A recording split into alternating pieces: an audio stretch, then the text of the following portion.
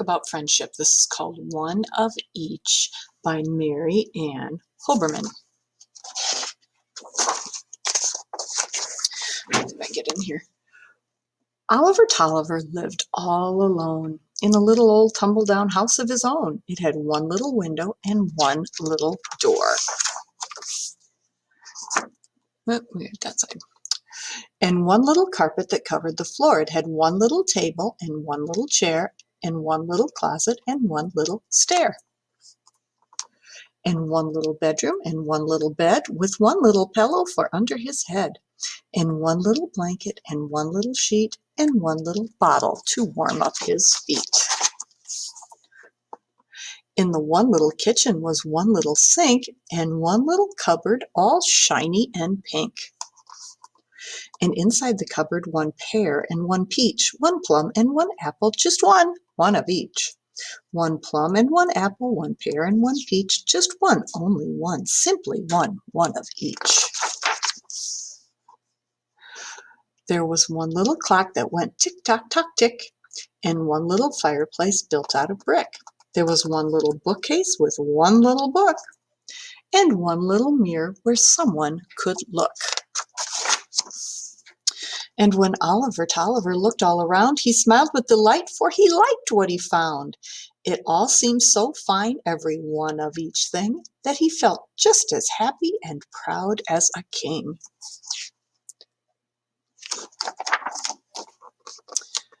And he said to himself, why, how nice it would be if someone could see this, someone besides me. Why, such a collection would certainly teach how lovely it is to have one of each.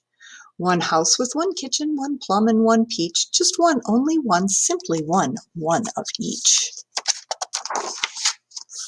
So Oliver Tolliver carefully dressed in his one little shirt and his one little vest, and his one little trouser and one little coat, and his one little tie around his one little throat, put on one little hat in his one little head. And then Oliver Tolliver cheerfully said, I shall walk out my door and go straight down the street, and the very first person I happen to meet is the one I will ask to come look and come see. I wonder which person that person will be.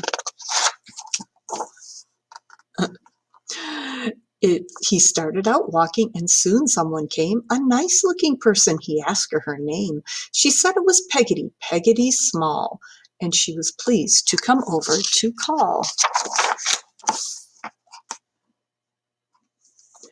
He showed her his stove and his one little sink and his one little cupboard, all shiny and pink, his chair and his table, his bureau and bed, and his one little pillow for under his head. And each time he showed her a one of a treasure, he looked for a sign of enjoyment or pleasure. But all that she did was repeat the same speech, just one, only one, simply one of each.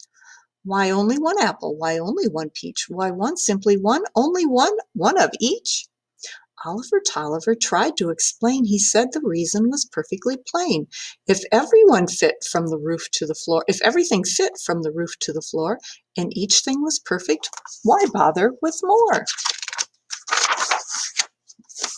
But Peggotty answered, I cannot agree. It may be for you, but it isn't for me.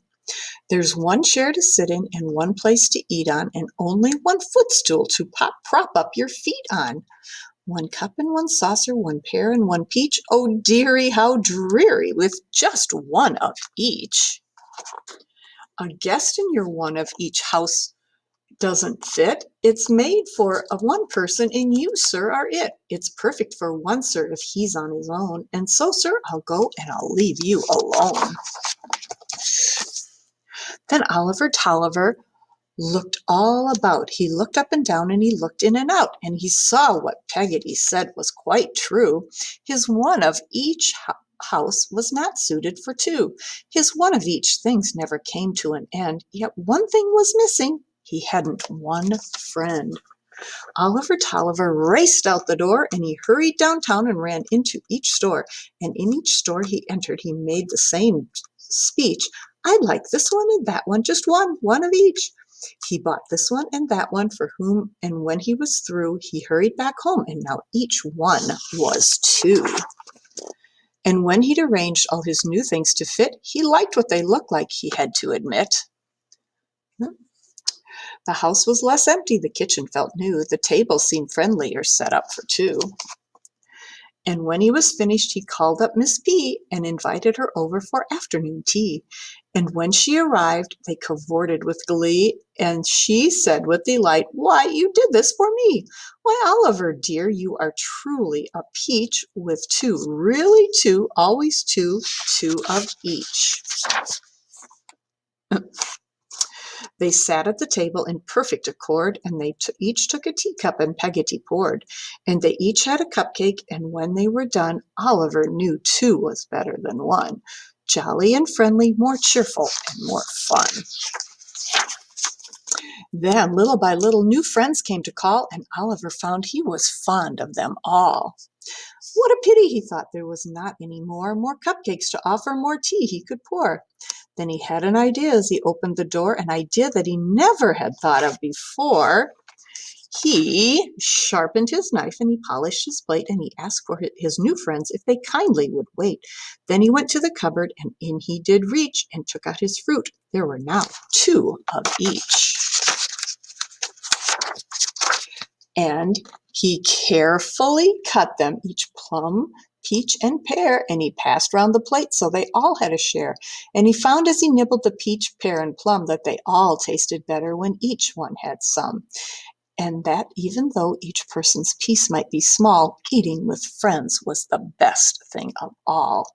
And by sharing his pieces of plum, pear, and peach, each one could have one, still have one of each. It's good to have friends, isn't it? Enjoy those that you have and take good care of them. Have a good day.